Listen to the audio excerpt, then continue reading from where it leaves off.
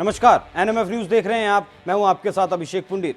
College से राजनीति शुरू करने वाला शहाबुद्दीन 23 साल की उम्र में विधायक बन बैठा था। जिस वक्त शहाबुद्दीन मरा, उसके चाहने वालों के घर में कई दिनों तक रोटियां नहीं बनी थी। शहाबुद्दीन का कहना था कि उम्र छोटी है और काम बहुत ज्यादा करने हैं। शहाबुद्दीन अपराध और राजनीति के नापाक अलायंस से पैदा हुआ शायद सबसे डिस्ट्रक्टिव, अनोखा और सबसे ताकतवर बाहुबली था। शहाबुद्दीन का उदय उस दौर में हुआ था जब हिंदुओं को एकजुट किया जा रहा था। जिस साल आडवाणी को गिरफ्तार किया गया, उस वक्त ही ये निर्दलीय चुनाव लड़कर बिहार की सत्ता में कूदा था। हालांकि उस वक्त शहाबुद्दीन जेल में था। जेल से ही इसने चुनाव लड़ा और जीत भी दर्ज की थी। एक वक्त था जब बिहार में शहाबुद्दीन का राज चलता था। वो अपराध का बेताज बादशाह था, लेकिन कुछ जाबाज अधिकारी थे जिन्हें देश से और देश की जनता से बहुत प्यार था। वो शहाबुद्दीन की आंखों में आंखें डालकर बात करते थे।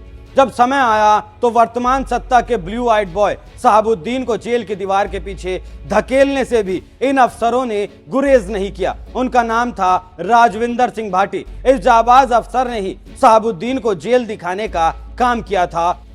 उस वक्त बिहार के डीजीपी हुआ करते थे राजविंदर सिंह भट्टी। 1990 बैच के आईपीएस अफसर हैं। भट्टी मूल रूप से पंजाब के रहने वाले हैं। जब बिहार में बाहुबलियों का बोलबाला था, तब उनके खिलाफ एक्शन लेने से पुलिस वालों को भी सोचना पड़ता था, और इसी सोच और राजनीतिक दबाव के चलते पुलिस वालों को अपने हाथ पीछे खींच लेने पड़ते थे। लेकिन साल 2005 में विधानसभा चुनाव के वक्त विशेष तौर पर आरएस भट्टी को केंद्रीय प्रतिनियुक्त से बिहार भेजा गया। उनको सिवान में डीआईजी का पद सौंपा गया। उन दिनों सिवान में शहाबुद्दीन की तूती बोलती थी, ठीक वैसे ही जैसे प्रयागराज में अतीक और मऊ में मुख्तार की तूती बोलती थी। बिहार में 2005 में 2 बार फरवरी और अक्टूबर में विधानसभा के चुनाव हुए थे। अक्टूबर 2005 विधानसभा चुनाव के लिए केजे राव को पर्यवेक्षक बनाया गया था। उन्होंने ही आरएस भट्टी को सिवान के लिए मांगा था। उस समय भट्टी सीबीआई में डीआईजी हुआ करते थे,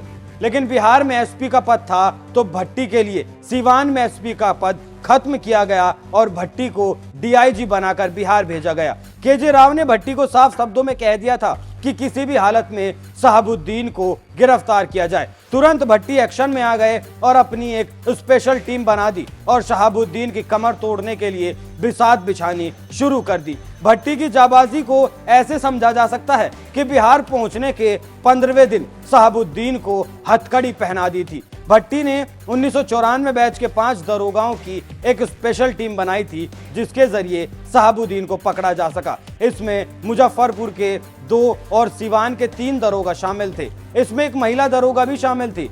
आरएस भट्टी ने इस टीम को शहाबुद्दीन को गिरफ्तार करने का जिम्मा सौंपा था। इन अधिकारियों की पहचान छिपाकर इनको सीबीआई के गेस्ट हाउस में ठहराया गया था। साल 2005 का नवंबर का महीना था। महीने के पहले हफ्ते में ही पता चला कि शहाबुद्दीन हरियाणा से रात को दिल्ली आने वाला है। पुलिस की टीम ऑटो से उसके घर पहुंची। पुलिस के आने की भनक लगते ही शहाबुद्दीन भागने लगा, लेकिन अधिकारियों ने उसे दबोच लिया। इस टीम को जो जिम्मेदारी दी गई थी, उस जिम्मेदारी को इस टीम ने जाबाजी के साथ पूरा किया था। लेकिन शहाबुद्दीन को लालू प्रसाद का भरपूर संरक्षण प्राप्त था, तो वो जेल के बाहर आ जाया करता था। लेकिन इस लिस्ट में एक और नाम आता है, और वो नाम है डीजीपी ओझा का। डीजीपी ओझा ने शहाबुद्दीन को दिखाई थी जमीन। ये वो वक्त था जब मुस्लिम वोटों के लिए बाहुबली सांसद शहाबुद्दीन को राजद सुप्रीमो लालू यादव का संरक्षण प्राप्त था। इनका जन्म भी तुष्टीकरण की वजह से ही हुआ था। साल 2003 में डीपी ओझा डीजीपी बने। डीजीपी बनते ही ओझा ने शहाबुद्दीन पर शिकंजा कसना शुरू कर दिया। पहले सबूत इकट्ठा किए गए, कई पुराने मामलों को फिर से उठाया गया, कई ऐसे मामले थे जो सीआईडी को सौंप दिए गए थे, उन मामलों को फिर से खोला गया। कार्यकर्ता मुन्ना चौधरी के अपहरण और हत्या के आरोप में वारंट जारी करवाए गए। दबिश बढ़ाई गई। तंग होकर शहाबुद्दीन को उस वक्त सरेंडर करना पड़ा था। लेकिन राज्य की सियासत काफी गर्म हो चुकी थी और राजनीति की इस तपिश में डीपी ओझा को जलना पड़ा। सरकार ने डीपी ओझा को उनके पद से हटा दिया। इसके बाद नंबर आता है सीके अनिल का। आईएएस अधिकारी सीके अनिल ने साम्राज्य किया बर्बाद। 1991 बैच के आईएएस अधिकारी सीके अनिल ने भी शहाबुद्दीन को दिन में तारे दिखाने का काम किया था। तत्कालीन डीएम सीके अनिल ने न केवल शहाबुद्दीन का नाम वोटर लिस्ट से खारिज कर दिया बल्कि उसे जिला बदर भी कर दिया। इनके दौरान मामला था 2 सगे भाइयों को तेजाब से नहलाकर मौत के घाट उतारने का। ये सीके अनिल ही थे जिन्होंने शहाबुद्दीन को आरोपी बनाया और उसके साम्राज्य को तहस नहस करने का संकल्प लिया। इतना ही नहीं, इस तेजाब कांड के सिलसिले में आईपीएस रतन संजय के साथ शहाबुद्दीन के प्रतापगढ़ के मकान पर छापेमारी की गई। इस छापेमारी में पाकिस्तान में बने हुए हथियार भी मिले थे। इस छापेमारी में AK-47 भी मिली थी जिस पर पाकिस्तान की मोहर लगी थी। तत्कालीन एसपी रत्न संजय ने चटाई धूल।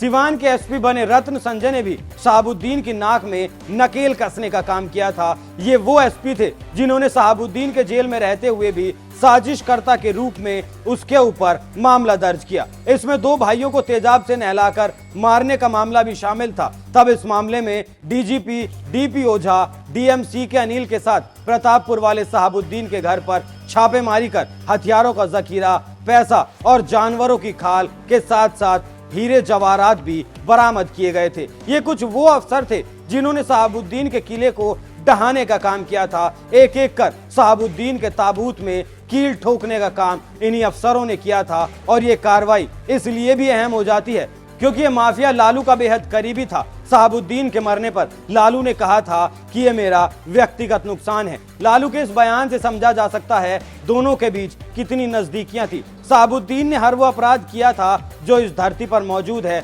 आप इन अफसरों की जाबाजी पर क्या राय रखते हैं, हमें कमेंट करके जरूर बताएं। नमस्कार।